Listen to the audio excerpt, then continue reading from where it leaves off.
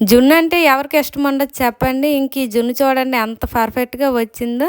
మేము వస్తామని తెలిసి మా అమ్మ అయితే మా కోసమైతే జున్ను పాలనైతే దాచుంచింది. ఇంకైతే మా చిన్నన్న వాళ్ళ ఆవైతే 10 రోజుల క్రితమే ఈనింది. ఇంక వాళ్ళైతే జున్ను పాలు ఇచ్చారని చెప్పేసి మా అమ్మ మా కోసం ఫ్రెష్‌గా జున్ను వండుదామని జున్ను పాలనైతే ఫ్రిడ్జ్‌లో పెట్టి ఉంచింది. ఇంక మేమైతే ఉండేది సిటీలో కనుక అక్కడైతే మాకు ఫ్రెష్ జున్ను పాలు దొరకవని చెప్పేసి మా కోసమైతే దాచింది.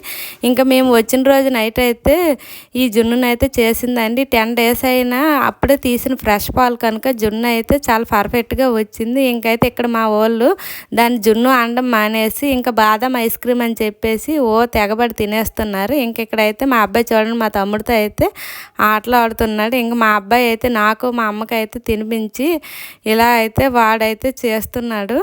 ఇంకా ఇక్కడ ఒకళ్ళ తర్వాత ఒకళ్ళు తినిపించుకుంటూ ఈ జున్నునైతే బాగా ఎంజాయ్ చేసాం. ఫ్రెష్ జున్ను పాలు అవ్వడం వల్ల జున్ను అయితే చాలా టేస్ట్‌గా ఉంది. ఇంకైతే ఒకళ్ళ తర్వాత ఒకళ్ళకి అలా తినిపించాక ఎవరిది వాళ్ళు వేసుకొని ఫుల్‌గా లాగించేసాం. ఇంతకీ మీరు జున్ను ఎప్పుడైనా వండుకున్నారా లేదా అనేది కామెంట్ చేయండి. Bye bye.